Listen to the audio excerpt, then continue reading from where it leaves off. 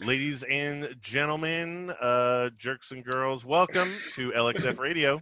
Welcome to the League of Extraordinary Frenemies Radio. I am the Luminous Lampago, and this is the Immodest Mussorgsky.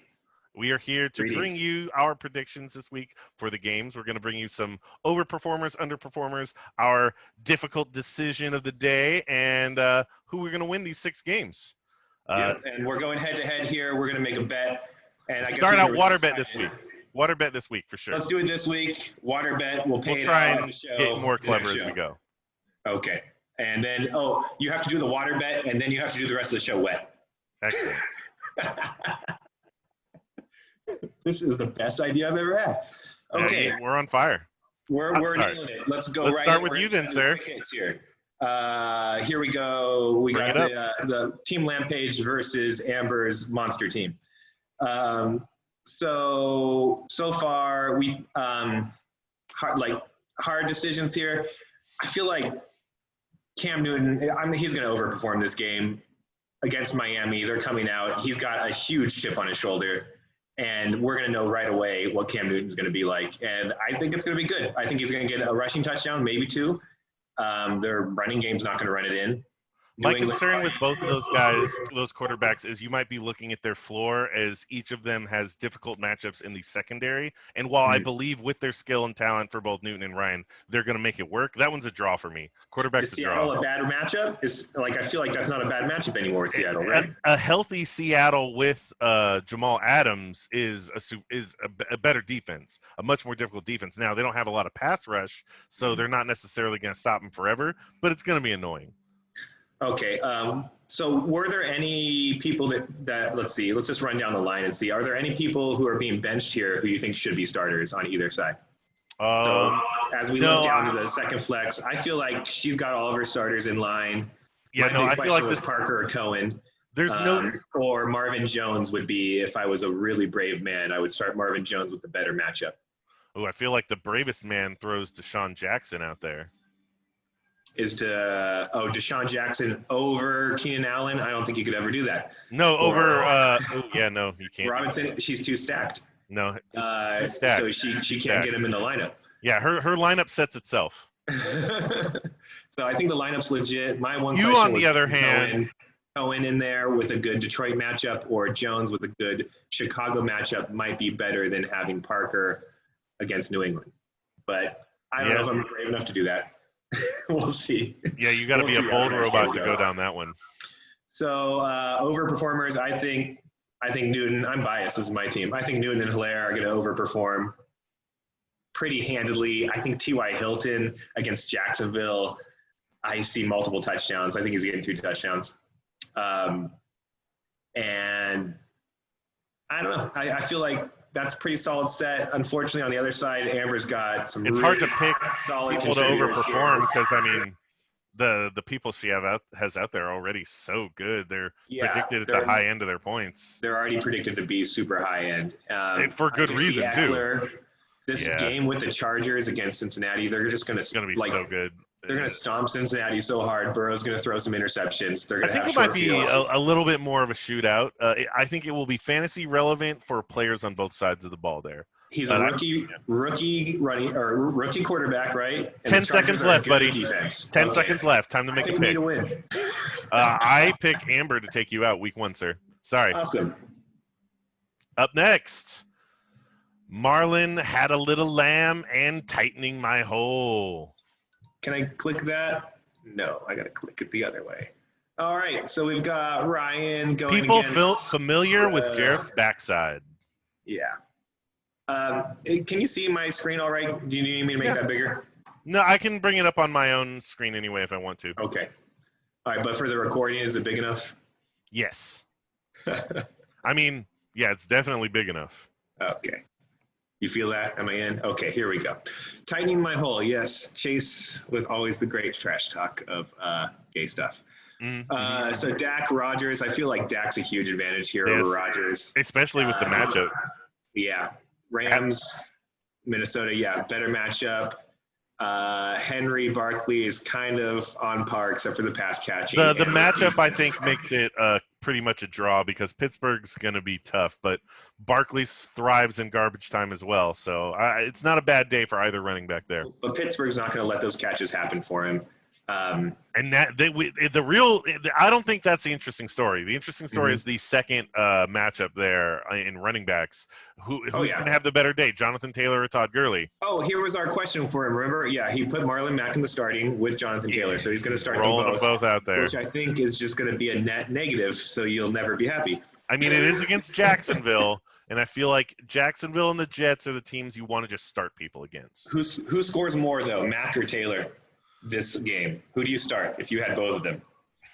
I think JTT gets into the end zone, and that'll be the difference between them. I think they're probably I predict Mack will probably get more carries. He's going to be the starter.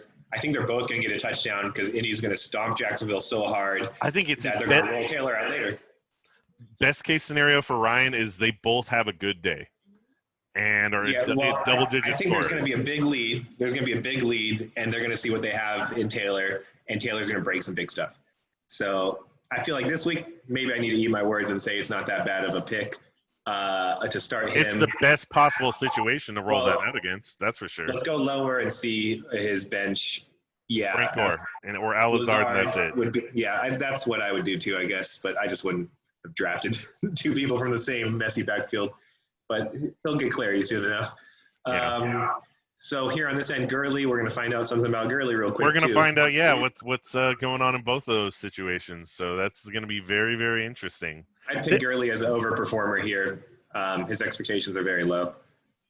And he's got the backfield. I think he's going to start catching passes. That's what he wasn't doing with the Rams. A lot of Cleveland players going up against that Baltimore defense over on this is a green matchup from last year. I thought Baltimore was a good defense. I know. I'm not paying attention to what they say in terms of difficulty or not on ranking. Yeah, they were a good defense, right? What's going on here? I don't know. Again, when it comes to early season rankings, I don't care what the app is. I mostly ignore them and go on what I think is best. And that's our Kelsey, 3 minutes, sir. Kelsey's an advantage.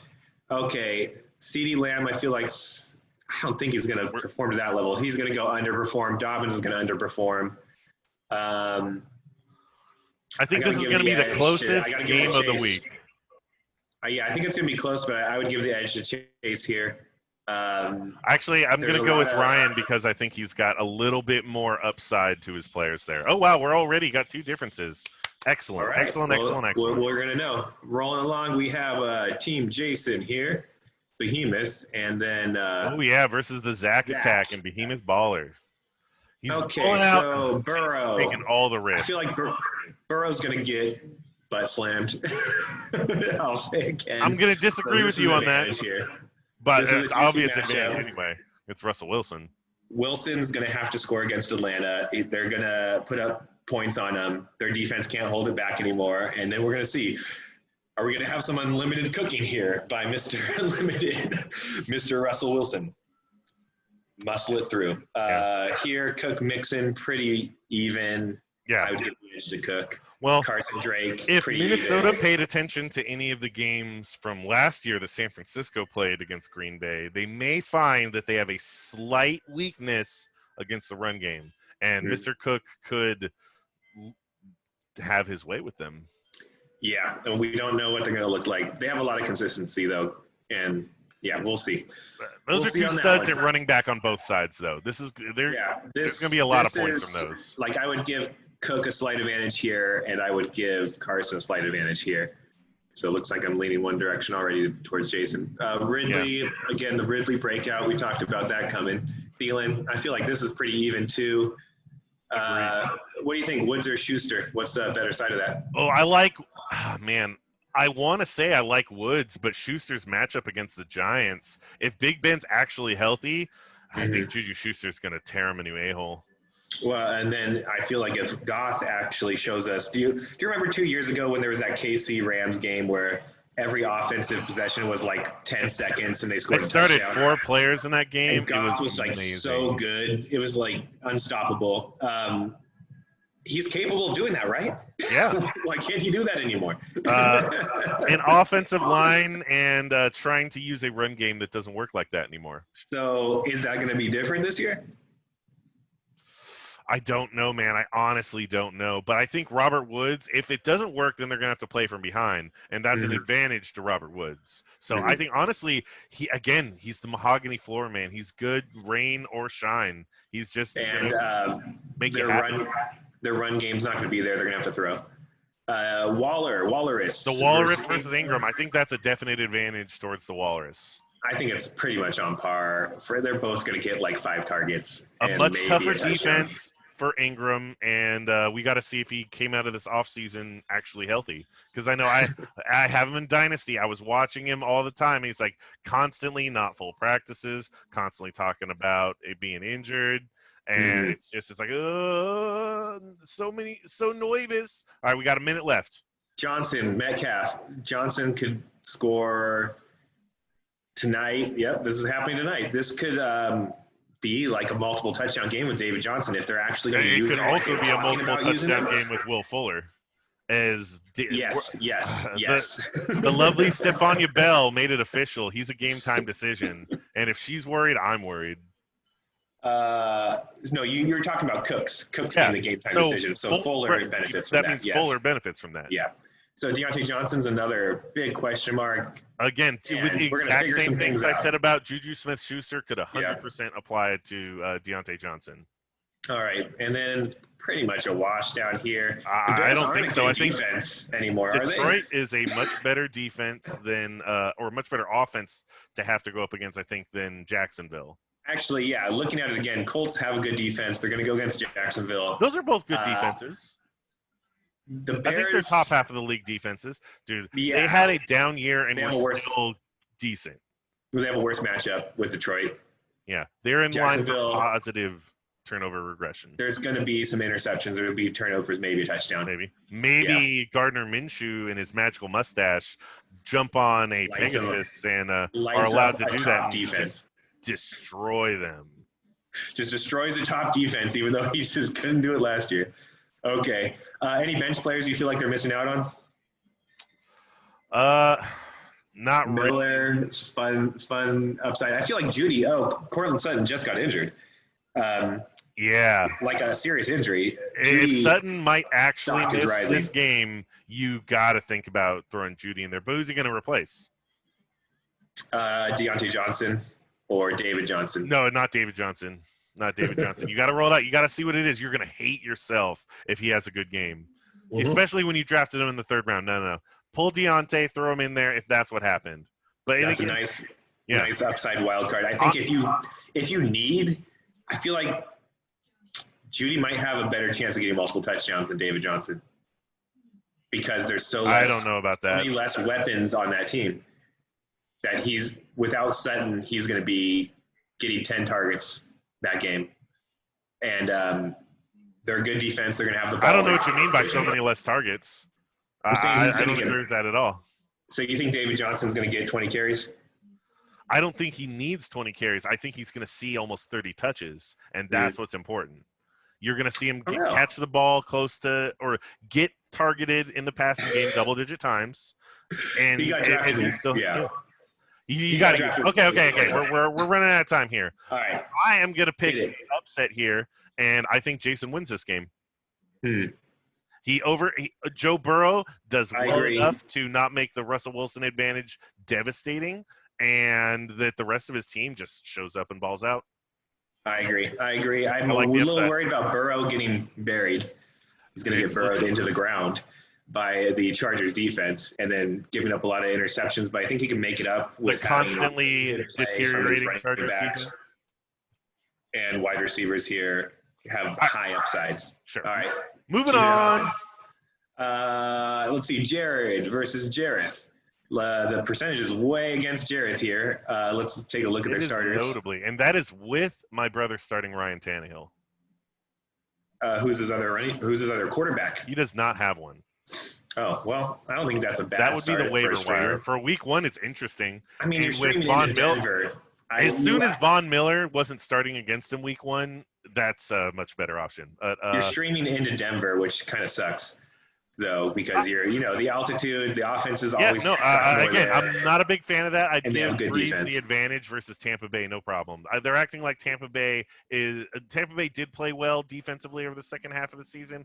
I just don't know for sure if they're going to be able to stymie that ridiculous New Orleans offense. And if Tom Brady starts getting hot, this is going to be a really fun game. Because Breeze is gonna answer back every time. I don't think we'll get to that when my game comes up. But Drew sure. Brees has the advantage there. Elliott and Close. Kamara, that's a draw. But then Connor is a huge boon. Mm-hmm. Yeah. And then Godwin versus Hill. I think Hill's gonna have a big game, but so could Godwin. So that's more or less a draw. So is Hill still injured? He's supposed to be healthy. Good to go for week 1, it says. It was a hamstring. Those hamstrings with wide receivers seem to just never, they haunt them. It's soft tissues, man. So you say Hill's going to do better than Godwin here. So I you're think he's got the higher Hill. upside. You're saying Godwin's not doing it as well. Well, I think Godwin can do as well, but against Houston and with that KC offense, he's going to have a touchdown that traveled over 35 yards in the air. Now we're going to figure out something about AJ Green here well. Gallup, look at this projection for Gallup being 15 on our system here and 12 for AJ Green. Yeah. They out-project Gallup over Tyreek Hill. That's what they're doing. They say Gallup over Tyreek Hill is what by they are a point and a half. Gallup on that projection, and he is still marked down. So my underperformer on this set is going to be Gallup. And my overperformer is going to be AJ Green because with no Derwin James in the Chargers secondary, they're suddenly much more susceptible to giant AJ Green attack.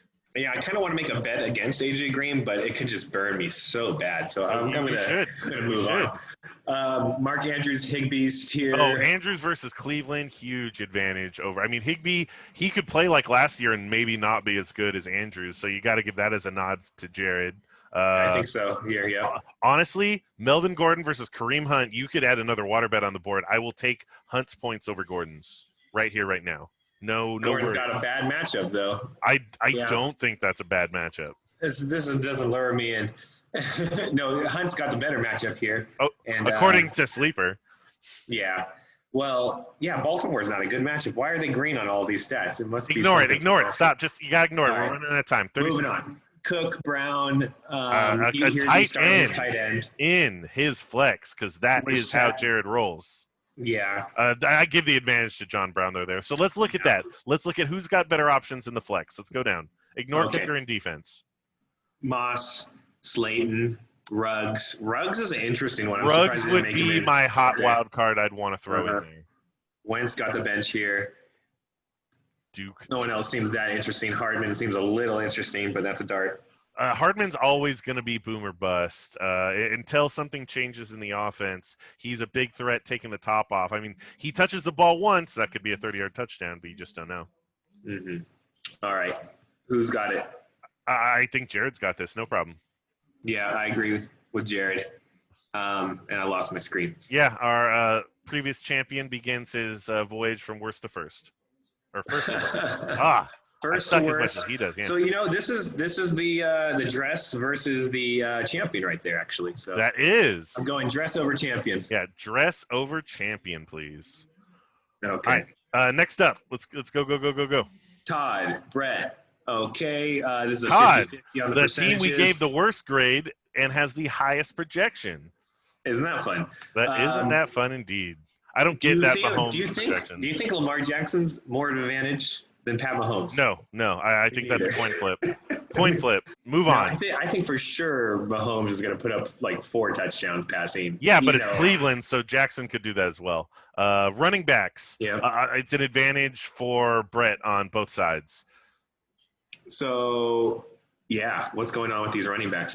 He took them in the 4th and 6th round, respectively. Their projections aren't that far off, but this hurts. He's going to have to make up for it here with Michael Thomas. Michael Thomas needs to erupt all over his face. He needs like a 30-point game out of Michael Thomas because I think, OBJ, it'll be interesting. I think 15 points might be generous, but he could also exceed that, no problem. Yeah. And then you got Lockett up there, got a decent matchup against Atlanta.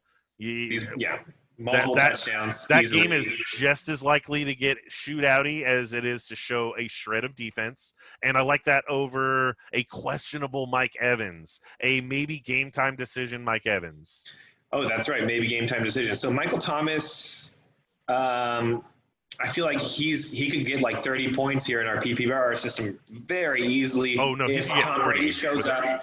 If Tom Brady shows up, if that game's a shootout, Michael Thomas has 30 points. Yeah, it's going to be great. If there's over 50 points scored in that game, Michael Thomas has 30 points. And then there's no stopping.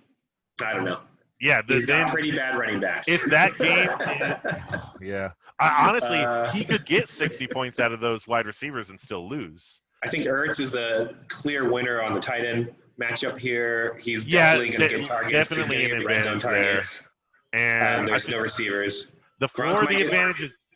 I don't want to talk about that. Big deal. So could Ertz. Yeah. The tight end thing, it's a light advantage, uninteresting past that. Mm-hmm. Flex time. Mm-hmm. Going nice and safe on Dwagon Stance's side with Shredelman and Crowder. Those guys are very likely to hit their projections right there. You're feeling good about getting those points. What do you think about K. Johnson? Ooh, I think that you were worried about that maybe is going to be a ceiling, but with Marquise Brown, he could double that. Yeah. He could double that, no problem. This could be a nice carry on. He's gonna be my disappointed this matchup. I would agree with that. Let's scroll down and see if there's maybe not a better option on there. So he has Tom Brady here too. He does. So would you start Tom Brady? Put in Emmanuel Sanders. No. Pull out freaking. So you would say Sanders over carry on. Yes. Okay. Absolutely. I think Sanders is good for a long touchdown against a maybe so-so Tampa Bay secondary. And what happens there? A veteran QB shootout. That's going to be a fun game to watch. What do you think about this Hayden Hurst benching? I'm not surprised. Not surprised? Over Ertz? Oh, of course. Would you start him over Crowder? No. Okay. I think Hayden Hurst is going to be a big part of that offense, and their wide receivers don't get the red zone targets. Their tight ends do in that system. If you really believe in him, I don't like, with the exception of the Ario Speedwagner, I don't like the linebackers in Seattle. And I think a tight end with the right matchup could tear into them, as the Kittles and Kelseys of the past have done. Man, this is going to be a fun close matchup, I think. Yes, I think this could be a real it's hard. shootout. I keep seeing reasons to go either way. I think I'm going to settle on Todd for the win. Oh, well, I will go with another upset, and I'll take a Brett Kuhn. Okay, moving on. All right, moving on to Are we at the last one? I think we're at the last one. Our inaugural year champion. It was a long time ago. Mr. Sean heartbroken here against that one guy, Ian, who I thought drafted well. You are way favored on the projections. Yeah, these projections have changed staunchly recently. Yeah. We were neck and neck. Are you worried about Murray against SF? No, I don't think he's going to blow up for 30 points, but I think I'm going to get 20 points out of him. And if he runs one in, I could flirt with close to 30. I think like 15. I don't think you're going to run one in. I don't know. Look at the weapons they added, man. Now. That game's going to get weird. It's a divisional game. I'm just hoping San Francisco wins it, because it's going to get ugly and tough and be played in what looks like a post-apocalyptic skyline. I don't know if Watson is that much better a choice. That's kind of a wash for me, though. McCaffrey is a little bit better than Chris Thompson. My running back one is better than both his other running backs. Although I think Thompson will 100% outperform that 10 points. He should be up there for 15. Monty should be at a 10-ish.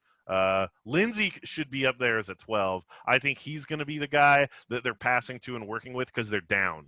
Lindsey, I'll choose as my disappointer of this matchup then, because I feel like he can disappoint. He could go even under 9. Oh yeah. Well, what is the game scenario in which that happens? Gordon gets hot, and they just don't give him the carries. Lindsey Gordon gets 8 hot carries. against the Tennessee front seven. Yeah. I feel like Gordon's a better pass catcher, isn't he? Is he? Yeah.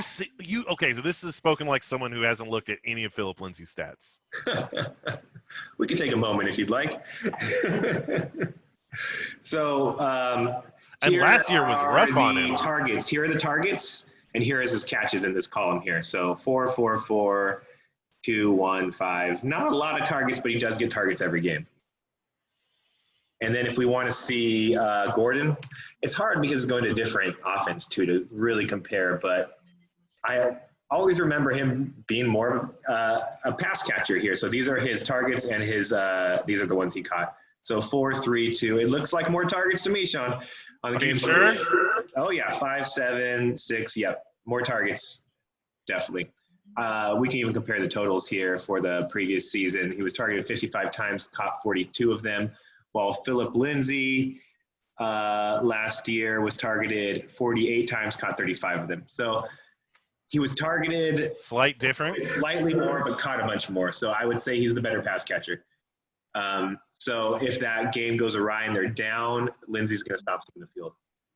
I don't agree with that at all. That's how I see it happening, and they're going to be doing this pass catching catch up. So that's my downer for this game. Hopkins, that not David Montgomery. Okay, sure, that's fine. That was too easy.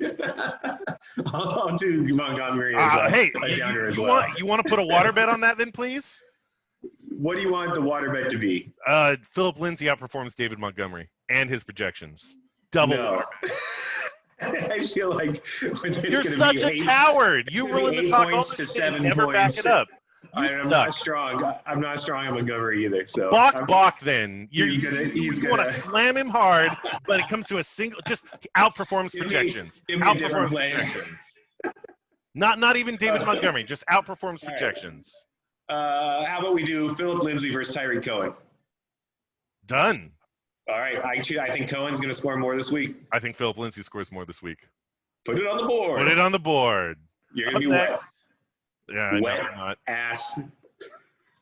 Enjoy being wrong and learning the truth about the Denver backfield. I'm going to write these down because I always forget them later, and I forget to get you. Okay, we're recording them. They are going to be permanently remembered digitally. So calm down and actually watch it later. When I talk to you about how much you need to get watered.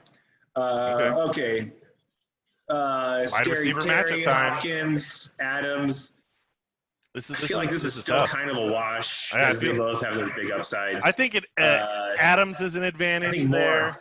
More is the advantage there. Because he's playing freaking Las Vegas, yeah. Yeah. However, I come back with a huge advantage in my matchup at tight end. And, also maybe no Cortland Sutton, maybe limited Miles Sanders. That's why I'm going to win this game. Love Chark. Sutton's out. I wouldn't start Sutton. So just the reports I just read just seemed MRI shoulder today. This happened today. I wouldn't start him. He didn't finish the practice. He doesn't have Cortland Sutton. Yeah. So he's going to have to pull from down here in the mucky muck. He might not have Miles Sanders. Okay, he's going to put in got Devontae Freeman. Ooh, it's ugly down here. I don't know. What would you do there? I'd put in Gibson or Golden Tate. I guess. He's got Gibson. Yeah. If you want upside, go. The iron price. You got to start Gibson, right? Yeah, I'm shocked to not see him in there. He might be messing with me. I feel like, I think what you should do is put Gibson up there. Because I think Gibson outperforms his points there. Absolutely. That's if easy. Gibson gets like 6 targets and a touchdown, he's going to way outperform that. Yeah. And that will make up for a lot, but I'd still give the edge to you here, Sean. Patriots. Read the nickname on my Saints. Miami. Yeah. Look at that projection. I don't think that's going to happen, but we'll see. And even if it does. Miami always brings it to the Patriots, don't they? Divisional games, man. They're hell. So we can even see. But here, the Patriots destroyed 35 them. Here. Yeah, that was week 2 when they sucked. Look at the game at the end of the season when they stopped them from getting in the playoffs. Oh, that's not very good at all. That's actually quite bad. Yeah. Yeah. Even And though I was think outside of that fantasy as season. much as everyone loves Tampa Bay, their offensive line's not very good. It wasn't very good last year. They added a rookie this year who they're hoping will improve it. And they're going up against a good front seven in New Orleans. And I think the rookie got training camp, right? Oh no, he didn't. Oh no. Okay, yeah. So Sean, you gonna pick yourself to win? I 100% gonna take myself. Biased bastard. Okay, that was all 6 of the matchups here. I guess I didn't get a chance to do this. What's our time at, Sean? Wow, you couldn't even bring yourself to say you picked me to win too? Oh, I'm sorry. Did I not say that? No, you Sean to win. Oh my God! Did you cat? Are you burning? Oh my God! I think we lost him. I'm okay. Oh, good. You regenerated. Excellent. All right. So yeah. All right. So let's do a quick recap then. Up to the top for me, sir. If you all right, up to the top here, we have my matchup. We both agree that. Oh no, we disagree. You pick you. I pick you. Amber. Went with Amber. Yeah, and then we disagree again. I went with Chase. You went with Ryan. Yeah, I went with Ryan. We both like Jason. Both like Jason. Both like Jared. Both like Jared. We split this one. I went with Killer B, and you went with Team Dwagon Stance, which what we agree is probably going to be one of the better games of the. It's going to be. Yeah, that's what I'll say. It. Game of the week. Yeah, heart attack game of the week right there. Let's see, and then we both chose. Say it again. Say who you think is going to win. That's right. The problem is, yeah. Anyway, moving on. Maybe Gibson gets in there. Maybe he makes the upset, but I'm not going to bet on that side of it. All right. Who you got tonight? NFL's officially starting. Chiefs versus Texans. So Chiefs versus Texans. Do we have to talk about it long? Because I don't think we have to talk about it too long. No, we don't have to talk about it long. I would just say. I think even if it gets interesting, the Chiefs still win by double-digit points. Yeah, I think, the Chiefs are going to win. I don't think it's going to get interesting. I worry they're going to win too big, and if it's a repeat, what I kind of see happening is the game gets kind of under control by KC, and then Mahomes just does whatever he wants. And I think what Mahomes wants to do is get Clyde into this offense. He picked him. He told the GM to draft this guy. Yeah, they're like, "Hey, you got a preference?" He's like, "You get me this guy," and Andy Reid's like, "Yeah." And you know what people like doing? They like proving themselves right. So I think the game's going to get under control. Also, look what Andy Reid did when Kareem Hunt was a rookie. His very first play, he took a handoff and fumbled. He didn't get it. Yeah.